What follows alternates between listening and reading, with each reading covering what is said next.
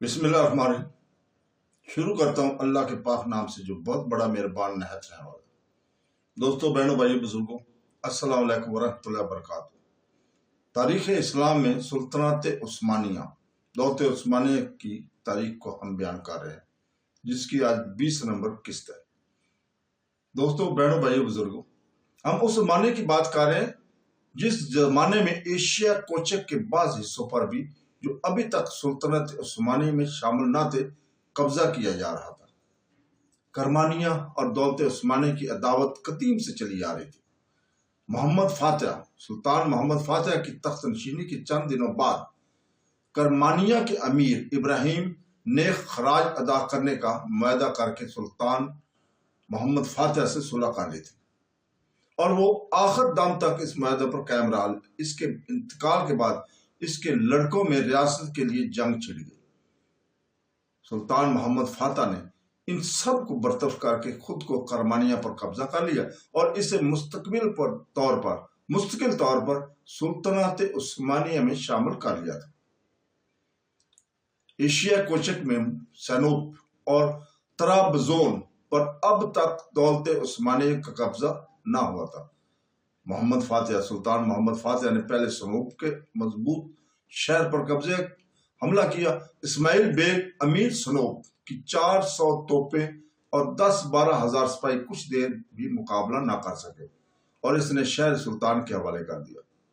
اس کے بعد محمد فاتح طرابزون کی طرف متوجہ ہوا۔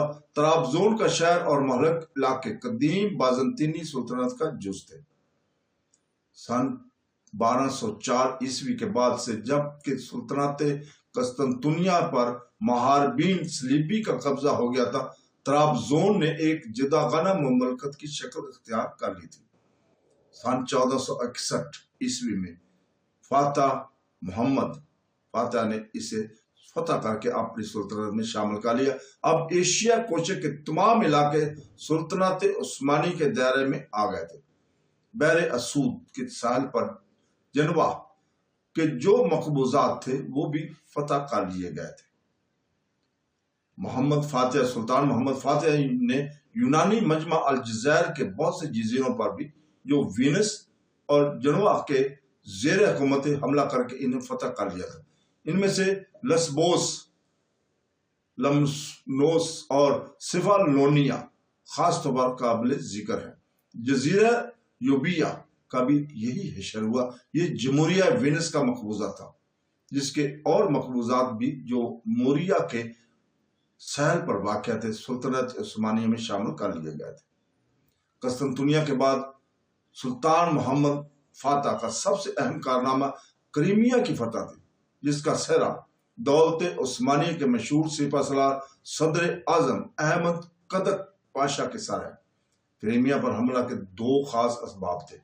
ایک سبب تو یہ تھا کہ اس زمانے میں جنوبہ سے دولت علیہ کے تعلقات بہت خراب ہو گئے تھے اور کریمیا میں کافا کے مضبوط شہر جنوبہ کا قبضہ بھی تھا۔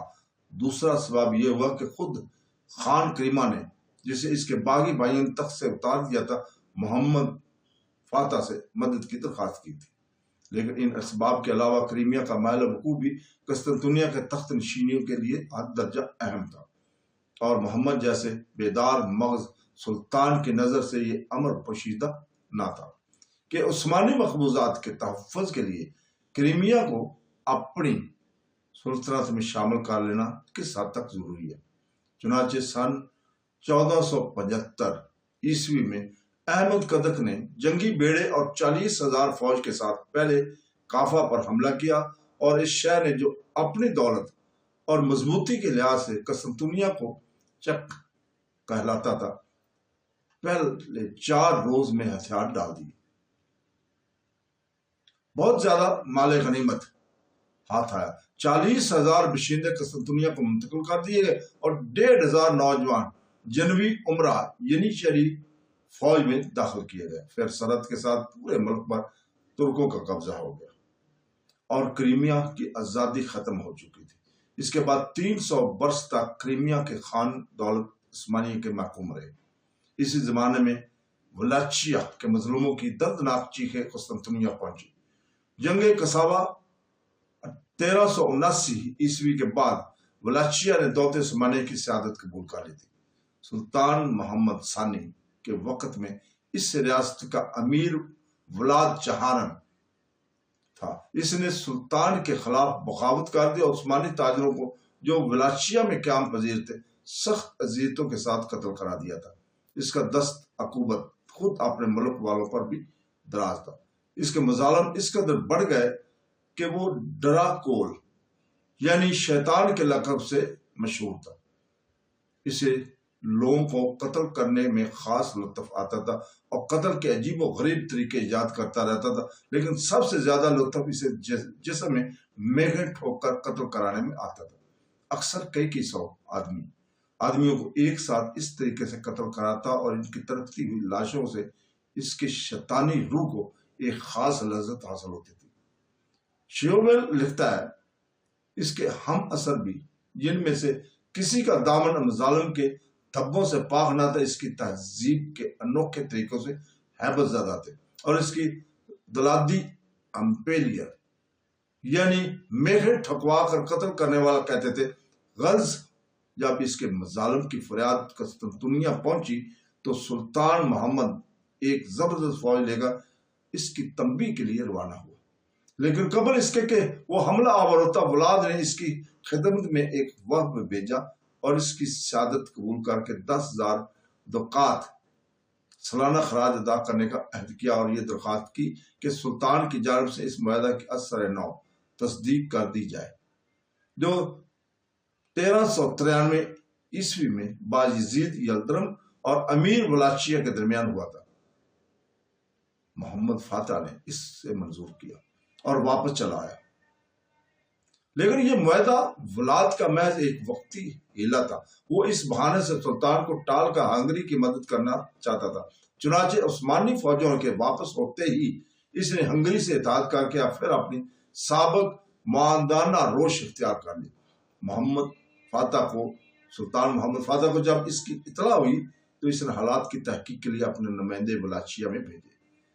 ولاد نے ان نمائندوں کو قتل کرا دیا۔ اس کے بعد اس نے بلغاریہ کے علاقوں میں جو دولت علیہ کے بتایا تھا لوٹ مار شروع کر دی اور بے حد مظالم کیے۔ وہ بلغاریہ کے 25,000 باشندوں کو بھی پکڑ لایا۔ یہ سن کر سلطان محمد نے پھر اس کے پاس پیغام بھیجا کہ اپنے حدود سے زیادہ تجاوز نہ ہو اور ان قیدیوں کو رہا کر دے۔ ولاد نے اس کے جواب میں سلطانی ایلچیوں کے سروں میں میخیں ٹھکوا کر انہیں فوراً ہلاک کر دیا۔ اب سلطان فاتح کے لیے حملے کا سوا کوئی چارہ نہ تھا۔ وہ 1.5 لاکھ فوج کے ساتھ اس ظالم کی سرکوبی کے لیے روانہ ہوا۔ ولاچیا کے شہر یکے بعد دیگرے فتح ہوتے گئے، یہاں تک کہ پایا تخت بخارس پر بھی عثمانیوں کا قبضہ ہو گیا، لیکن دلات ہاتھ نہ آیا۔ اس نے بھاگ کر شاہ ہنگری کے یہاں پناہ لی۔ محمد فاتح جب بخارس پہنچا تو اس نے وہاں ان قیدیوں کی لاشیں دیکھی جن کو ولاد بلغاریہ سے پکڑ لایا تھا۔ ان لاشوں کی تعداد 20,000 تھی، ان میں بچے اور عورتیں بھی تھیں۔ بہرحال محمد فاتح نے ولاد کو معزول کر کے اس کے بھائی رادول کو اس کا معتمد علیہ بڑھایا اور اس کی تربیت بھی سلطان ہی کے زیر نگرانی ہوئی تھی۔ ولاچیا کا امیر مقرر کیا اور ولاد نے خون کی جو نہر جاری کر رکھی تھی وہ کسی طرح خشک ہوئی۔ ولاچیا پھر سلطنت عثمانی کی اطاعت گزار ریاست ہو گئی۔ سلطان محمد نے اسے مکمل طور پر اپنی سلطنت میں ضم کر لینے پر اصرار نہیں کیا، بلکہ صرف اطاعت اور خراج پر قناعت کی۔ البانیہ ابھی تک زیر نہ ہو سکا تھا۔ اسکندر بک محمد فاتح کا مقابلہ بھی اسی طرح کرتا رہا جس طرح اس نے مراد ثانی کا کیا تھا۔ محمد چاہتا تھا کہ اگر اسکندر بک خراج دینا منظور کر لے تو لڑائی ختم کر دی جائے گی، مگر اس نے یہ شرط قبول کرنے سے انکار کر دیا۔ عثمانی فوجیں البانیہ پر مکمل قبضہ نہ پا سکیں اور آخر کار 1461 عیسوی میں سلطان نے اسکندر بک کو البانیہ اور اپرائرس کا فرمانبر تسلیم کر لیا۔ 6 سال کے بعد اسکندر بق کا انتقال ہو گیا۔ اب البانیہ کی فتح میں کوئی دشواری باقی نہ رہ گئی تھی۔ سلطان محمد نے آسانی کے ساتھ اسے مسخر کر لیا اور البانیہ اور اپارس کو سلطنت عثمانیہ میں شامل کر لیا۔ اس کے بعد ہرزگوینیا کا علاقہ بھی عثمانی مقبوضات میں شامل کر لیا گیا تھا۔ البانیہ کی فتح کے بعد اٹلی ترکوں کی زد میں آیا۔ جس طرح ہنرڈے نے شمال میں عثمانی فوجوں کے بڑھتے ہوئے قدم کو چند دنوں تک روک رکھا تھا، اسی طرح اسکندر بق بھی مغرب میں ان کے راہ روکے ہوئے کھڑا تھا۔